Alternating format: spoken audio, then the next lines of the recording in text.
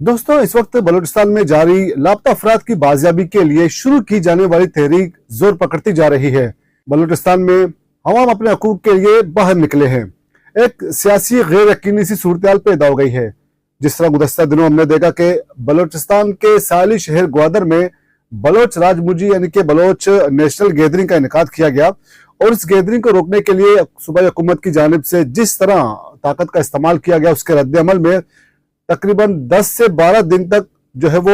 इस गैदरिंग के बाद बाकायदा एहतजाज का सिलसिला शुरू हुआ, जो कि ग्वादर से निकलते हुए बलूचिस्तान भर में ये एहतजाज फैल गया और बिल आखिर गुज़श्ता दिनों बलोच यकजहती कमेटी और हुकूमत बलूचिस्तान के माबैन मज़ाकरात के बाद जो है वो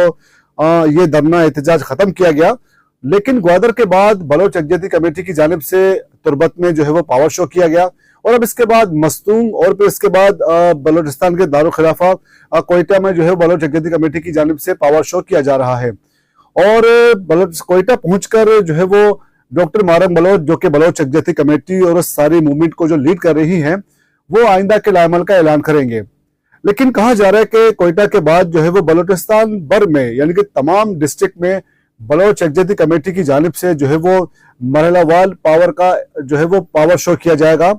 और फिर बलूचिस्तान के बाद जो है वो मुमकिन है कि कराची और सिंध के मुख्तलिफ अजला में जो है वो बलोच यकजहती कमेटी की जानिब से जो है वो पावर शोज जो है वो किए जाएंगे। और इसमें न सिर्फ बलोच बल्कि जो गैर बलोच जो दूसरी जो तंजीमें हैं, जो कौम परस्त जमातें पार्टियां हैं, वो भी शायद BYC को जो है वो ज्वाइन कर सकती है।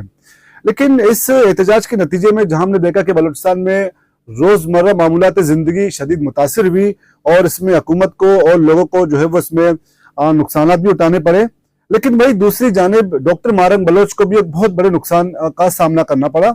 डॉक्टर मारंग बलोच, जिन्हें 5 अगस्त को जिनके मेडिकल सर्जरी का जो एक इम्तहान होना था, डॉक्टर मारंग बलोच जो है वो उस इम्तहान में न बैठ सकी, तो जाहिर है उनका एक बहुत बड़ा ये लॉस है। और इसी तरह बलूचिस्तान भर में जो है वो बड़ी तादाद में लोग जो है वो गुज़श्ता दिनों से एहतजाज के सिलसिले में बुरी तरह मुतासिर है। लेकिन बहरहाल BYC अपने मुतालबा से पीछे नहीं हटी और जो लापता बलोच की बाजियाबी के मामला हो या फिर बलूचिस्तान में साइल वसाइल की तकसीम के हवाले से जो बलोचों के जो देरीन मुतालबात हैं, उस हवाले से जो है वो BYC जो है वो इस वक्त भी जो है वो इन मुतालबात पर जो है वो कायम है। अब हुकूमत पर मुनसर है कि किस तरह हुकूमत ने जो है वो BYC से मज़ाकरात के दौरान जो है वो तमाम मुतालबात हल करने की हुकूमत ने यकीन दहानी कराई है। खासकर BYC के जो कारकुनान के खिलाफ मुकदमा दर्ज किए गए थे, उन मुकदमात की वापसी और इसके अलावा इन मुकदमात को के खात्मे के हवाले से जो BYC के मुतालबात थे हुकूमत ने मंजूर किए। और इसी तरह एहतजाज के दौरान जो है वो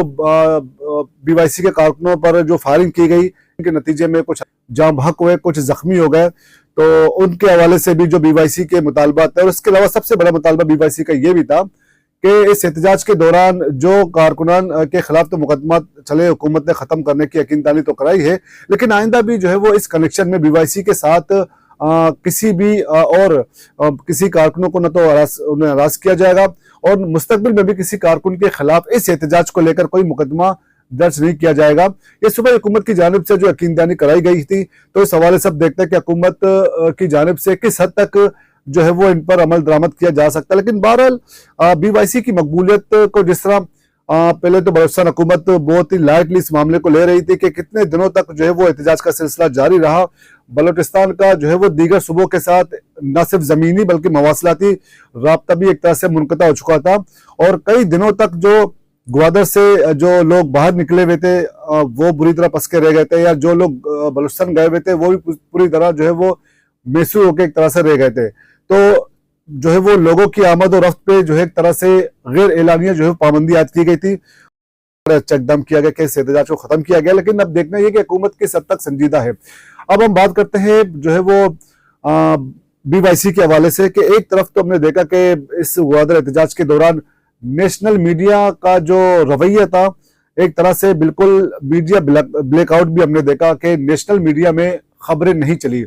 मां सिवाय चंद एक चैनल्स ने या चंद एक अखबारात ने एहतजाज के हवाले से कुछ खबरें तो चलाई, लेकिन ओवरऑल मजमूई तौर पर जो है वो सूरत इंतहाई मायूस कुन थी। और सबसे बड़ी वजह यह बताई जा रही है कि मवासलाती राब्ता ना होने की वजह से और बर वक्त मालूमात मौसूल ना होने की वजह से खबरें जो है वो बिल्कुल एक तरह से ब्लैकआउट था वहां पर पूरे ओवरऑल बलूचिस्तान में। लेकिन उसके बाद जब सूरत हाल मामूल हो गई तब चीजें सामने आना शुरू हो गई है और जो है वो सोशल मीडिया के जरिए बहुत सी मालूमात मिली, बहुत सी खबरें सोशल मीडिया के जरिए जो है वो सामने आई। लेकिन दूसरी जानिब जो कशीदगी की सूरत हाल थी बलूचिस्तान में, जहां एक तरफ या कौमी मीडिया बिल्कुल यहाँ पर खामोशी थी, लेकिन भाई दूसरी जानिब जो पड़ोस में ईरान में और ख़ास तौर पर भारत में जिस तरह जो है वो इन खबरों को उजागर किया गया और जिस तरह जो है वो इस इवेंट को रिपोर्ट किया गया था इन तमाम जो है वो पड़ोस ममालिक के चैनल्स में, वो पूरी दुनिया ने देखा। लेकिन जहां तक हम कौमी मीडिया की बात करें वहां तो तकरीबन खामोशी थी, मां सिवाय के कुछ लोकल अखबार थे उन पर भी बहुत प्रेशर था कि वो भी इस मामले को ज्यादा रिपोर्ट ना करें, तो वहां भी खामोशी थी एक तरह से। लेकिन सोशल मीडिया ज़ाहिर उसको रोकने की तो भरपूर कोशिश की गई, लेकिन इसके बावजूद बहुत सी चीजें चली। सब मुल्क का बहुत बड़ा रकबे के लिहाज से मुल्क का सबसे बड़ा सूबा जो है वो इस वक्त वहां पर एहतजाज का सिलसिला जारी है। गुज़श्ता 3 हफ्तों से जब से 28 जुलाई को BYC की जानिब से पावर शो किया गया, एक जलसा मुनक्किद कराना था जिसे रोकने के लिए सूबाई हुकूमत ने अपने तमाम वसाइल इस्तेमाल किए सिर्फ एक दिन के जलसे को रोकने के लिए। लेकिन उसका रद्द-ए-अमल ये आया कि 10 से 12-14 दिन तक जो है वो फिर एहतजाज हुए और ग्वादर में कहा जा रहा है कि मुख्तलिफ मनसूबों का इफ्तिदा होना था और चाइना का डेलीगेशन, हाई लेवल डेलीगेशन जो है उसे भी ग्वादर पहुंच जाना था और इस तरह के इवेंट्स होने थे। मुजाहिरीन के मुतालबात पूरा करने के हवाले से इस एहतजाज को खत्म करने के लिए बिल्कुल एक तरह से गैर संजीदा सूबाई हुकूमत का रवैया था। पाकिस्तान के सूबाई वज़ीर दाखिला का जो रवैया था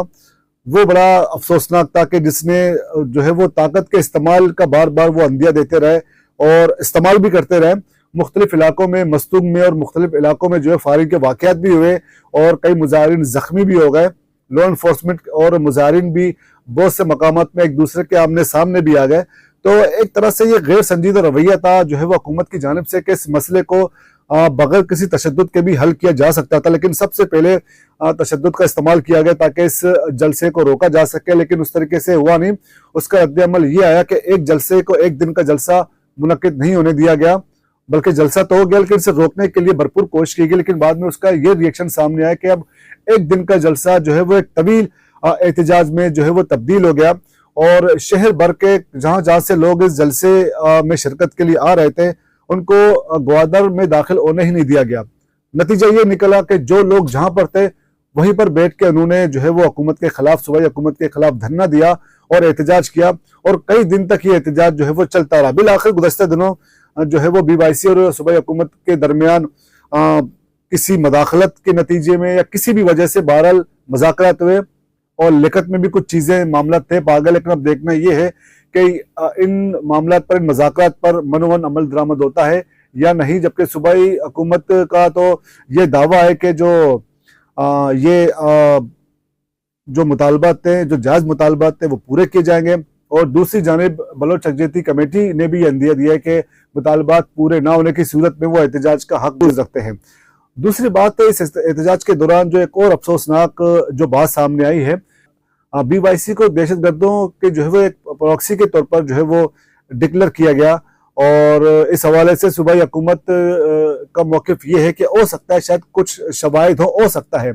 लेकिन कोई इस तरह के शवाहिद, कुछ लिंक्स अब तक कुछ सामने नहीं लाए जा सके जिससे साबित हो कि BYC का आया कोई एंटी स्टेट एलिमेंट्स के साथ कोई कनेक्शन है। महज इल्जामात। माजी में भी देखा गया कि हुकूमत के खिलाफ हमेशा जब भी कोई इस तरह की तहरीकें चलती हैं या जब भी कोई सियासी जमात या गैर सियासी जमात जब भी कोई स्टैंड लेती है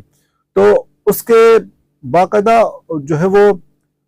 मुल्क गद्दार का उसे सर्टिफिकेट दिया जाता है और चाहे मादरे मिल्लत